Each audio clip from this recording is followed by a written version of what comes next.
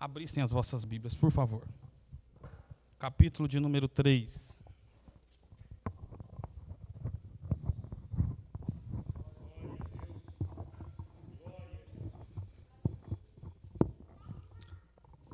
Aleluia. Livro de Josué, capítulo de número 3, é onde nós vamos refletir sobre uma palavra que o Senhor Jesus tem nos dado na noite de hoje. Josué, capítulo 3 e o versículo de número 14. Quantos encontraram, digam amém. Diz-nos assim a palavra do Senhor no texto sagrado. E aconteceu que, partindo o povo das suas tendas para passar o Jordão, levavam os sacerdotes a arca do concerto diante do povo. E quando se levavam a arca, chegaram até o Jordão, e os pés dos sacerdotes se levavam à arca e se molharam na borda das águas, porque o Jordão transbordava sobre todas as suas ribanceiras todos os dias da sega. Pararam-se as águas que vinham de cima e levantaram-se num montão muito longe da cidade de Adã, que está à banda de Sertã. E as que desciam ao mar das Campinas, que é o mar salgado, faltavam de tudo, e separaram-se então, e passou o povo defronte de Jericó.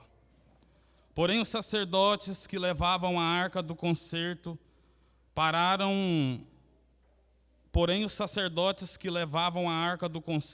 do Senhor pararam firmes em seco no meio do Jordão. E todo Israel passou em seco, até que todo o povo acabou de passar o Jordão. Amém. Eu gostaria que você repetisse junto comigo: o Jordão eu não passarei só. Por favor, olha para o seu irmão e diz assim: meu irmão, o Jordão você não passará só. Podemos assentar em nome de Jesus. Queridos irmãos, nós estamos diante de um texto muito conhecido. O capítulo de número 3 do livro de Josué vai nos fazer aqui o fechamento de uma história. Robert, que história era esta? A nação de Israel saiu da terra do Egito. O povo de Israel saiu, aproximadamente 3 milhões de pessoas, sob a liderança de um líder chamado Moisés. A Bíblia nos relata assim, irmãos, que Moisés fora um líder, fora um homem de Deus distinto. Distinto porque nós vamos ver a Bíblia Sagrada relatando a respeito deste homem, que ele tinha tanta intimidade com Deus, que ele falava com Deus face a face. Certa feita, a Bíblia nos relata assim, que Moisés subiu até o monte, e naquela ocasião, quando ele desceu, foi necessário que os homens de Israel cobrissem a sua face, porque a glória do Senhor estava sobre a vida daquele homem. Este homem, durante a sua caminhada, ele viu, ele experimentou, e junto com ele uma multidão de pessoas experimentaram da graça de Deus, do poder de Deus, da ação soberana da vontade do Senhor. De tal forma, queridos irmãos, que a Bíblia vai nos dizer assim, que dentre o povo israelita, eles se admiravam com aquilo que Deus fazia através da vida daquele homem. Mas a trajetória deste homem não foi sozinha. A Bíblia vai por vezes nos relatar que junto de Moisés caminhava um moço, que a Bíblia vai nos chamá-lo de Josué, filho de Num. E a história deste texto vai nos dizer assim que Moisés, na sua velhice, chegando próximo à terra de Canaã, nós sabemos que Deus havia dito que ele não entraria naquela terra. Ele viu a terra, mas não entrou nela. Ele percebeu a terra, mas não entrou nela. Ele avistou a terra, mas não pisou nela. Mas a Bíblia nos relatando no capítulo de número 1 do livro de Josué, vai nos dizer assim que agora Moisés havia morrido. Quando Deus aproximou-se de Josué e disse assim: Josué, o meu servo é morto, levanta-te, pois, agora, passa este Jordão, tu e este povo, e vocês vão herdar a terra que eu prometi aos vossos pais. Eu quero aqui abrir o primeiro parêntese aqui, irmãos, para nós que estamos aqui nesta noite. Existe uma promessa do Pai Pai para a minha vida e para a sua vida. Existe uma promessa do Pai para a minha vida e para esta igreja. Existe uma promessa do Pai para cada um de nós que estamos aqui nesta noite.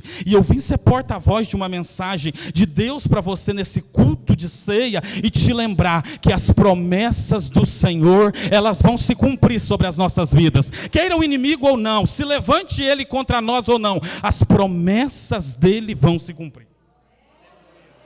1400 anos antes de Cristo, irmãos, essa história aconteceu.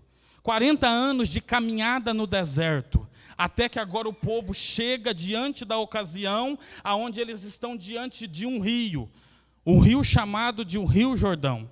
Segundo os estudiosos, aquele rio se formava pela junção de vários riachos que nasciam em uma grande montanha até que eles então chegavam a uma região chamada de Transjordânia, aonde estava a nação de Israel agora colocados.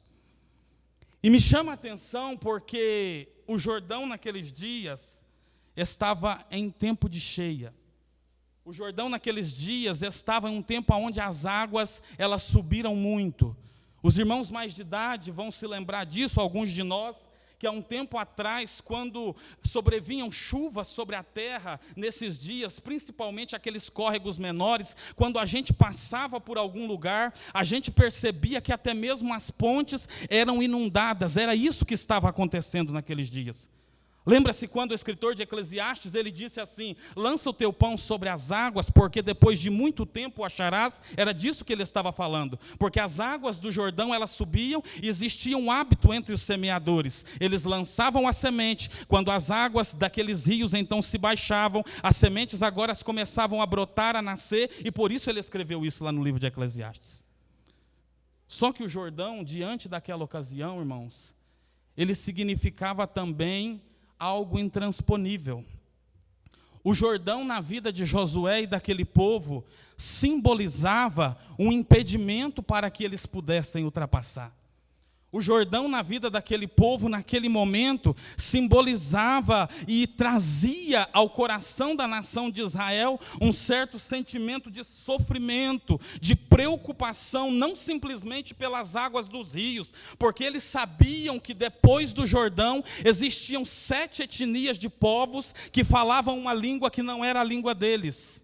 Porque eles sabiam que depois do Jordão existiam cerca de 30 reinos, que os reis eram homens habilidosos nas batalhas e tinham exércitos com seus generais, e nós não vamos ver a nação de Israel em momento nenhum se preparando para isso. Só que o que me chama a atenção, irmãos, é que Deus nunca precisou das preparações humanas para cumprir os propósitos deles na vida do homem. Deus nunca precisou da inteligência do homem para poder fazer com que as coisas acontecessem. Deus nunca precisou do diploma, Deus nunca precisou da carteirinha, Deus nunca precisou da credencial, Deus nunca precisou do título, Deus nunca precisou que os homens falassem. Ele simplesmente diz, vai acontecer, e acontece por causa do nome dele. Ele simplesmente diz, eu vou operar, e ninguém pode impedir, nos diz a palavra do Senhor. O Jordão naqueles dias simbolizava problemas, e muitos ficavam questionando, creio eu, aonde está a solução? Não existia balsa, não existia ponte, eles não tinham tempo para poder parar e fazer uma embarcação, e se eles fizessem a embarcação, irmãos, olha aqui, esses dias os irmãos tiveram notícia e o irmão Ronilson viu essa situação, porque ele ficou até 4 horas da manhã ali na balsa de Delfinópolis, por causa de alguns caminhões e carros que estavam lá. Nós estamos falando de quase 3 milhões de pessoas. Ainda que eles fizessem uma grande embarcação, eles não conseguiriam transpor aquele rio. E quando eu li este texto, Deus falou muito forte ao meu coração, e falou que eu deixasse uma palavra para esta igreja nesta noite, que muitas das vezes o Jordão ele sobrevém entre nós, irmãos. Muitas das vezes nós olhamos para algumas circunstâncias e nós parecemos que elas são imutáveis. Muitas das vezes nós olhamos para algumas ocasiões e nós não sabemos o que fazer. Mas eu vim aqui ser porta-voz de uma mensagem de Deus para você nesta noite e te dizer: existe ao teu lado um Deus que é todo poderoso, um Deus que é santo, um Deus que cuida, um Deus que faz, um Deus que opera, um Deus que transforma, um Deus que abre porta, fecha a porta, faz milagre. Ele é Senhor da nossa vida. E Ele não é um Deus qualquer, Ele é o Todo-Poderoso, Ele é o Santo de Israel. Ele está aqui nesta noite, querido irmão, para operar na minha vida e para operar na sua vida. Só que o capítulo de número 3 desse texto, a Bíblia diz assim, que levantou-se pela manhã Josué, e ele deu uma ordem para a nação de Israel, ou melhor, o capítulo 1 e o versículo 10. Olha o que nos diz o texto. Então deu a ordem Josué aos príncipes do povo, dizendo: passai pelo meio do arraial e ordenai ao povo, dizendo: provede-vos de comida, porque dentro de 3 dias passareis este Jordão, para que tomeis posse da terra que vos dá o Senhor vosso Deus, para que a possuais. Deus estava dizendo para eles assim: até aqui eu fiz tudo o que vocês precisavam e até mesmo o que vocês não mereciam. Mas daqui em diante vocês vão precisar preparar o vosso alimento.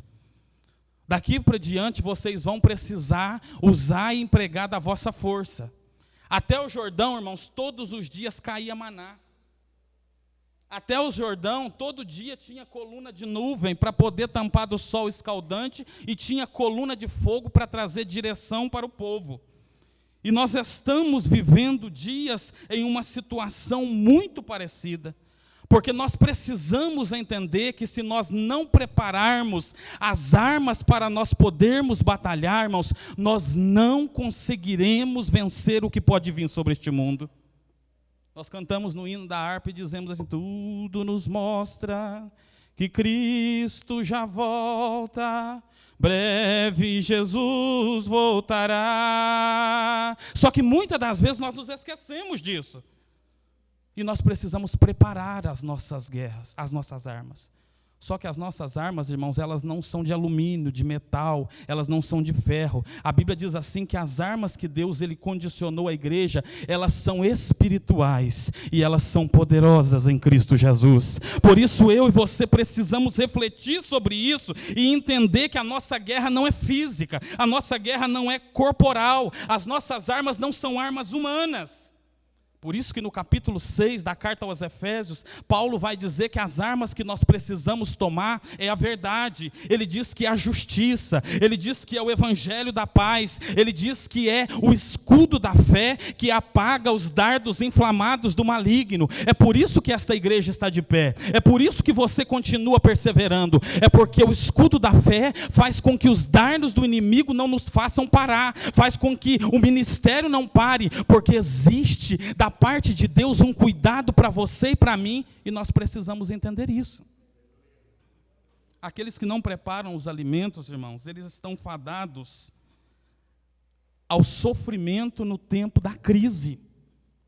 Robert, como que nós preparamos esse alimento então? Eu vou começar amanhã, vou lá no mercado e vou fazer uma grande... Não, irmãos. O nosso alimento, ele sai da onde? Sabe da onde? É daqui da tribuna desta igreja. O alimento da igreja sai daqui quando todas as vezes alguém sobe para poder ministrar esta palavra. O alimento da igreja, ele sai do meio do seu povo, porque a Bíblia diz assim, o apóstolo Paulo escrevendo, que o Senhor confiou à sua igreja despenseiros, ou seja, homens que têm a habilidade, que têm a permissão de entrar na despensa de Deus, pegar o alimento e trazer para a igreja para que ela seja alimentada. É por isso que nos preocupa muito, porque muitas das vezes as pessoas estão se tornando, às vezes, um grupo de crentes somente no culto de Santa Ceia do Senhor. Mas nós precisamos refletir e pedir: Jesus, nós queremos retornar à tua casa. Senhor, nós queremos ser mais assíduos na tua presença. Senhor, nós queremos nos alimentar mais do evangelho. Senhor, nós queremos ser crentes melhores, porque nós sabemos que se nós não lermos a palavra do Senhor, dias difíceis podem nos sobrevir. Aí alguém bate lá na porta da gente, conta uma mentira e a gente acredita. Aí alguém solta uma fake news pelas internets e o pastor precisa orar porque alguém liga para ele com crise de ansiedade. E aí sobrevém um outro noticiário e a pessoa fica desesperada e acaba cometendo um suicídio. Mas a igreja permanece de pé, porque ainda tem alimento para o povo de Deus. Assim como Deus falou com Josué, Ele está falando também com esta igreja nesta noite, dizendo: preparai-vos, porque virão dias de dificuldade e nós precisamos preparar o nosso alimento. Só que há uma outra convocação para a nação de Israel. Porque antes do povo entrar na terra prometida, o texto vai nos dizer assim no capítulo de número 1, que Josué vai chamar a tribo de Ruben, a tribo de Dan e a meia tribo de Manassés. Os rubenitas, os danitas e a meia tribo de Manassés.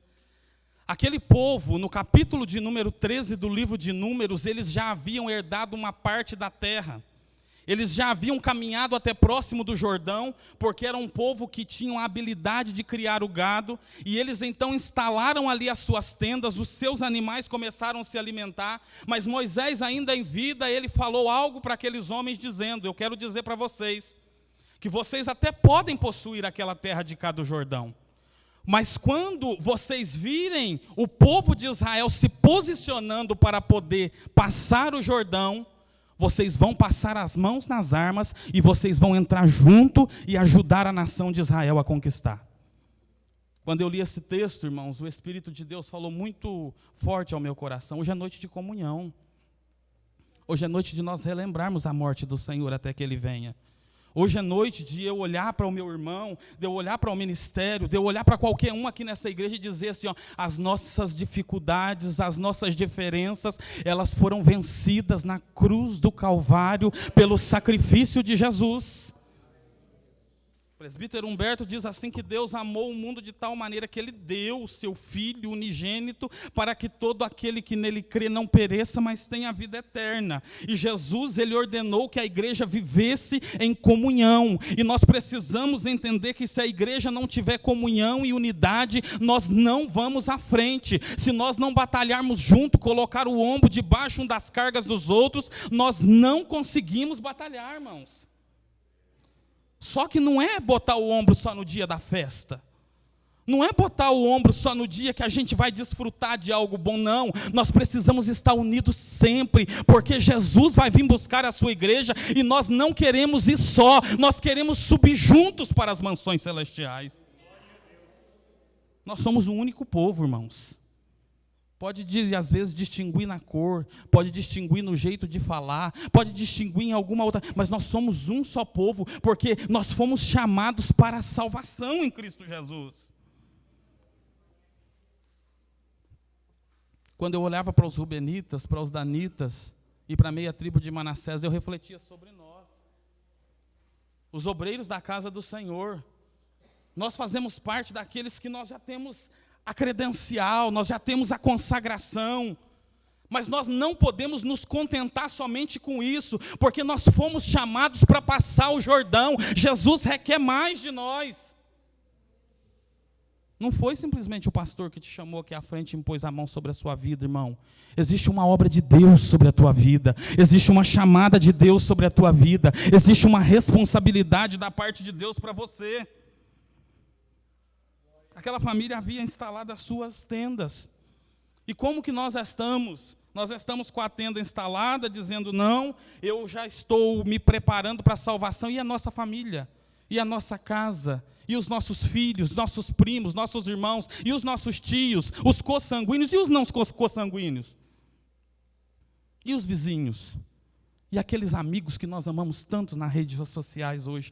Nós não podemos nos contentar, irmão, simplesmente de ter colocado a nossa tendinha, não. Nós precisamos anunciar a salvação aos homens e dizer: Jesus está logo ali, nós vamos atravessar o Jordão. E tem salvação para você também, porque Ele foi nos preparar uma morada. Ele foi nos preparar uma morada e Ele disse assim: eu estou indo para o Pai, eu estou indo vos preparar uma morada para que onde eu estiver, vós estejais também.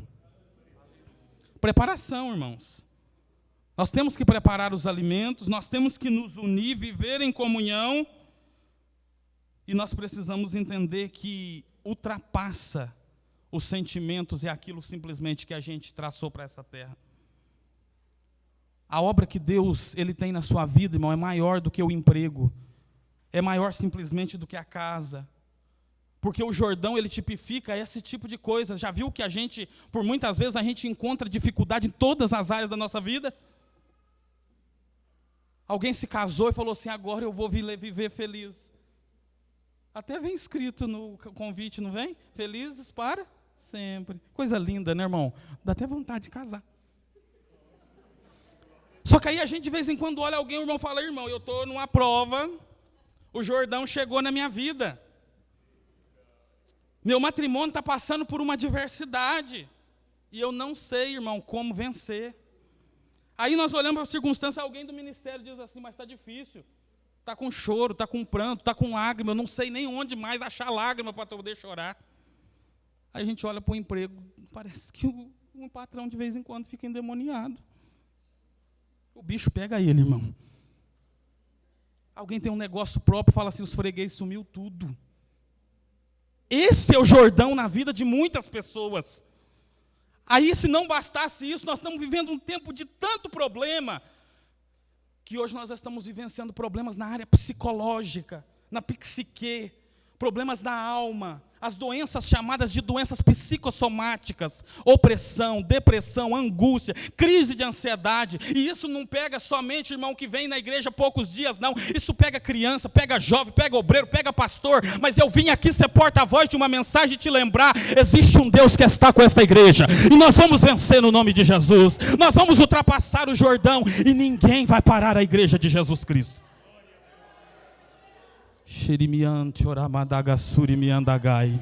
Eu sinto a presença do Espírito Santo de Deus no nosso meio. E Jesus dizendo para você nesta noite, o teu casamento vai vencer, o teu emprego vai mudar a circunstância lá. Eu vim aqui dizer para você nesta noite, irmão, que se você está passando por um problema na sua vida psicológica, Jesus está no controle de tudo. Ele traz paz, Ele traz quietude à tua alma. Ele nesta noite restaura os teus sonhos, os teus projetos, e você vai vencer no nome de Jesus. Só que tem uma coisa, irmão, a gente não vence sozinho. O Jordão eu não passarei? Me ajuda a pregar, irmão. O Jordão eu não passarei? Existiam sacerdotes que estavam no meio daquele povo. E Deus instituiu esse ministério aqui, ó. Essa igreja tem um pastor. E muitas das vezes a gente se esquece disso. Existem muitos problemas que sabe o que a gente faz? A gente deixa acumular.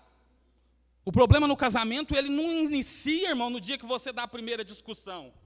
É uma discussão, é um dia, é uma semana, é um mês, é um ano. Ou quando vê, já está procurando o pastor, dizendo assim, pastor, o que o senhor acha de eu divorciar? Mas eu já procurei o advogado, já dei entrada.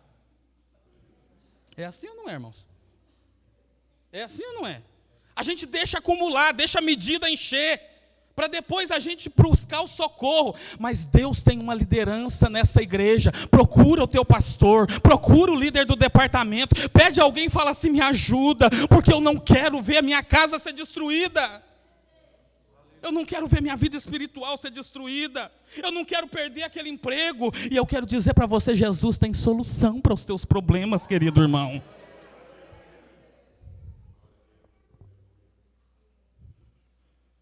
Só que junto com aquilo ali, além de ter sacerdote, tinha um instrumento no meio daquele povo. Um caixote de madeira chamado de a Arca de Aliança, construído de acácia, uma madeira totalmente tortuosa. Existia sobre aquele caixote de madeira algumas argolas, e Deus havia instituído para a nação de Israel, para que todas as vezes que eles fossem transportar aquele instrumento, eles pegassem uma tribo específica da casa de Levi, e aqueles homens então com duas hastes de madeira, 2 varões, eles então ultrapassassem e carregassem a presença do Senhor. Sabe o que nos faz vencer? Sabe o que faz com que nós alcancemos o milagre? Sabe o que faz com que nós vençamos as provações deste mundo, irmão? É a presença de Deus que está aqui nesta noite. É a presença de Deus que precisa estar lá na sua casa. É a presença de Deus que você precisa levar lá para o seu emprego. É a presença de Deus que você precisa pedir Jesus para entrar na tua saúde. É a presença de Deus que nós não podemos abandonar no meio da caminhada cristã. Nossa, irmão, eu olho para a vida daquela irmãzinha, como que ela aguenta tanto sofrimento? Pensando bem, só a presença de Jesus na minha vida justifica tanta coisa sem saída para os homens, porque para Ele tem solução, sem saída para aquele que não pode fazer, porque o nosso Deus Ele pode. Por isso continua confiando em Jesus. Procure ajuda, irmão. Só que além de nós entendermos que nós precisamos de preparação, nós precisamos entender o seguinte, irmão: quem prepara precisa ter direção. O crente não sai dando tiro para todo lado, não. Aonde nós vamos? Existia um caminho de Deus, uma direção de Deus. Ir para onde, irmãos? Canaã estava logo ali. Eles estavam de cá, mas eles sabiam para onde eles estavam indo. O que nós vamos conquistar? Opa, nós vamos conquistar a promessa de Deus, a terra que mana leite e mel. Mas por que nós vamos conquistar? Nós vamos conquistar porque a promessa não começou ontem, nem começou o dia que Moisés morreu. A promessa vem desde lá de Gênesis capítulo 12, quando Deus falou para Abraão e disse: sai da tua terra, da tua parentela, da casa de teu pai, vai para a terra que eu te mostrarei, e em ti serão benditas todas as nações da terra. Alguém olhava e dizia assim: mas tem Jordão, será que eu avanço ou será que eu paro? Eu não sei como vencer esse rio. Eu não sei como vencer essa provação. Eu não sei lidar com essa perca. Eu não sei lidar com essa situação adversa. Irmão, não se esqueça: Deus não é o Deus somente no dia da bonança. Ele é o Deus no dia da crise. Ele é o Deus no dia da adversidade. Ele é o Deus no dia que o diagnóstico do médico é contrário. E as promessas de Deus estão de pé, viu, irmão? Tem muita gente que no dia da provação esquece disso. Não, irmão, eu estou abandonado aqui, ó. Eu estou esquecido. Eu acho que Jesus já esqueceu até... Não, irmão. Jesus disse assim, ó: eu estou indo para o Pai, mas eu quero dizer para vocês que eu estou preparando outro Consolador. E eis que eu estarei convosco todos os dias, até a consumação dos séculos. Ele estará conosco, irmão, até o último crente ser levado pelo Senhor. Ele estará conosco todos os dias, até a consumação dos séculos. A presença do Senhor, ela nos garante a conquista. Robert garante a conquista por quê? Porque depois de 3 dias, foi passado o pregão na nação de Israel. Os homens de Israel ouviram aquela circunstância. Os soldados se prepararam, mas a ordem de Deus era muito clara: vocês precisam de direção. E a direção que eu vou dar para vocês é: vocês vão se afastar alguns metros e a tribo dos coatitas vão pegar a arca da aliança, vão colocar sobre os seus ombros, e quando eles forem na frente, vocês caminhem atrás. Ah, irmão, eu fico pensando nisso, isso é glorioso demais. Os homens de Israel, da tribo de Levi, pegando aqueles varões, passando ele dentro das argolas, porque Deus sempre tem a direção certa, o lugar certo, Ele sabe como agir, Ele sabe como fazer. Passaram agora, e aqueles homens pegam aquele caixote um na frente do outro, pegam aquela arca da aliança sobre os seus... Me permita pensar que sim. E eles marchando na frente do povo, e a presença de Deus na frente da nação de Israel. Irmão, por favor, pensa junto comigo aqui. Fica pensando, os sacerdotes agora na frente da nação de Israel, a presença do Senhor simbolizada para a arca, e um grande exército preparado para poder lidar com uma circunstância que ninguém sabia como vencer. Ah, irmãos, é só a presença de Deus que faz isso. É só a presença de Deus que muda essas circunstâncias. É só a presença de Deus que pode mudar aquilo que o homem não pode mudar. A Bíblia diz assim que quando os sacerdotes eles foram então caminhando, quando o sacerdote, o primeiro texto vai dizer, molhou a ponta do seu pé. Ah, irmãos, aleluia, Jesus. Quando o sacerdote molhou a ponta do seu pé, a Bíblia diz assim que o Jordão já começou a formar uma muralha. As águas que estavam na parte de cima, elas começaram então a se levantar como que numa parede. E o texto vai nos dizer assim, irmão, que a água não simplesmente levantou, não. Começou a inundar tudo que estava para trás. E eles viam então que a água que ia para o mar salgado, aquilo que nós conhecemos também como aquele mar chamado de um mar morto, elas começaram então a sumir. E a nação de Israel olhou e viu: o que é isso? Era a presença presença de Deus que estava indo na frente do povo. Eu quero dizer para você, nós vamos vencer o Jordão, irmão, quando nós acreditarmos que a presença de Deus ela está à nossa frente, quando nós acreditarmos que a presença de Deus não pode sair de junto de nós, quando nós deixarmos a presença de Deus nos guiar. A gente canta, não canta? Guia-me sempre, meu Senhor,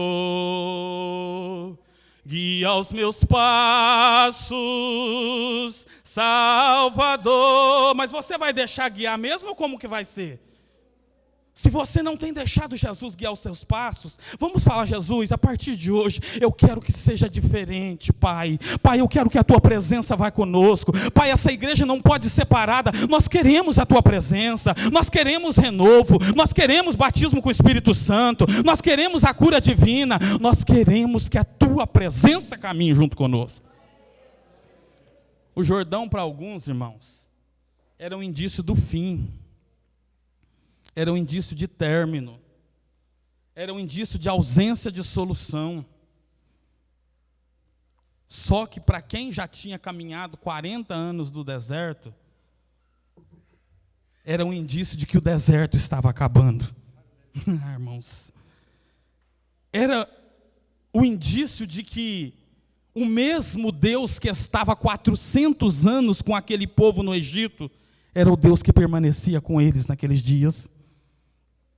Era um indício que eles não estavam sozinhos no meio da jornada.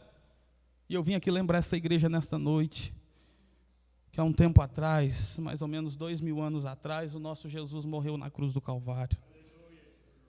Aquilo ali parecia o fim. Lá na cruz do Calvário, o nosso Jesus, ele bradou naquele ambiente e diz assim: Pai, está consumado.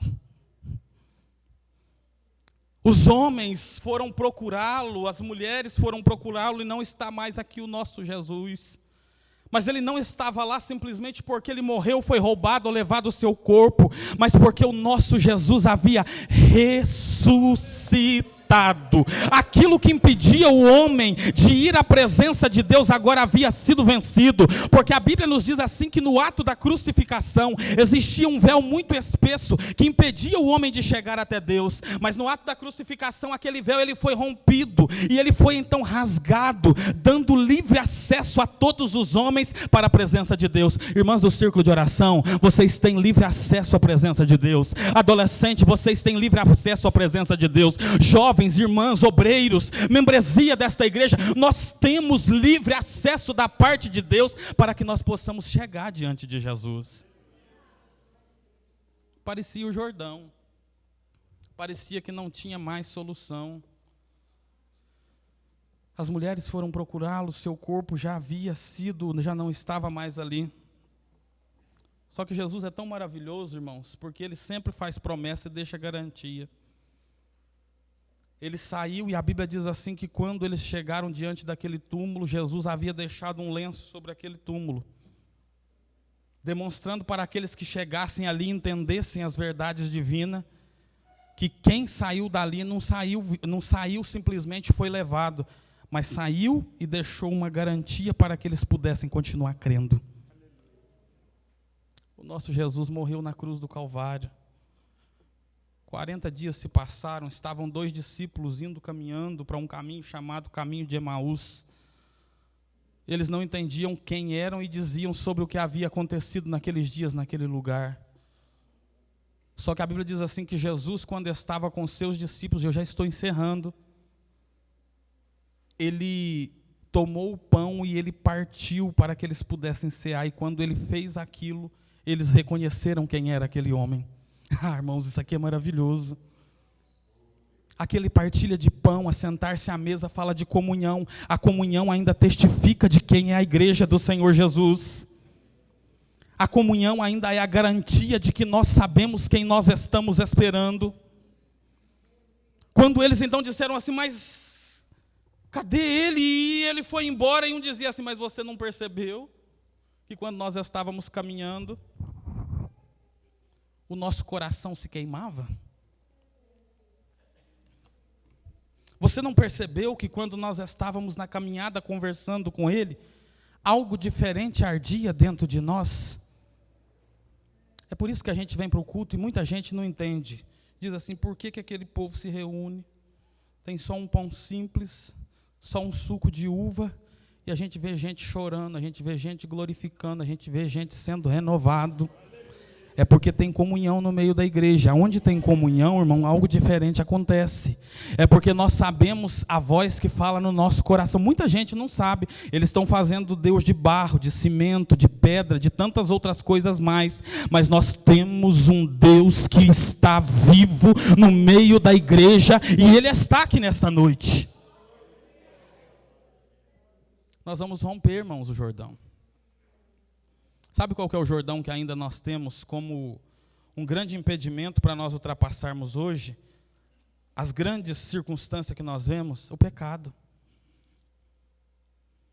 Nós ainda temos o pecado como o Jordão a ser ultrapassado.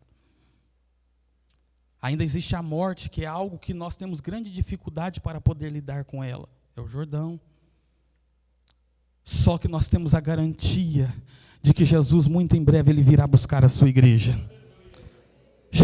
Por isso Ele disse assim, fazei isso em memória de mim. Outra tradução diz assim, fazei isso até que eu venha. Nós vamos continuar, irmãos, celebrando a ceia do Senhor, e vamos nos posicionar e dizer, Jesus, eu não quero sair da posição. Jesus, se eu sair, eu quero retornar hoje, porque eu quero ultrapassar esse Jordão junto com a igreja.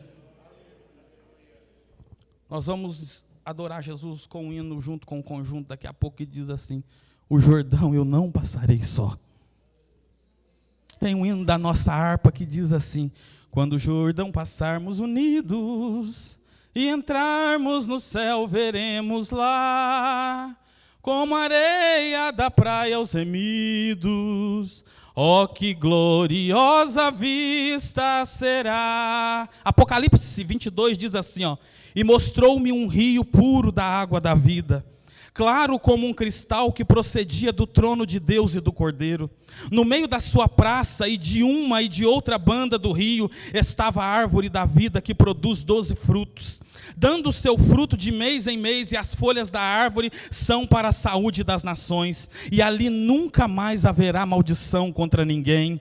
E nela estará o trono de Deus e do Cordeiro, e dos seus servos o servirão, e verão o seu rosto. E na sua testa estará o seu nome. E ali não haverá mais noite, e não mais necessitarão de lâmpada, nem de luz e nem de sol, porque o Senhor Deus a alumia, e reinarão naquele lugar para sempre. Eu quero dizer para você, queridos irmãos, nós vamos ultrapassar o Jordão, e o que está além do Jordão é o céu que Jesus prometeu para esta igreja, é o céu que Deus prometeu para você, é o céu que Deus tem reservado para a tua família, é o céu que Deus tem reservado para a tua parentela, para os teus vizinhos, para os teus amigos. Por isso não vamos desanimar. Queridos irmãos,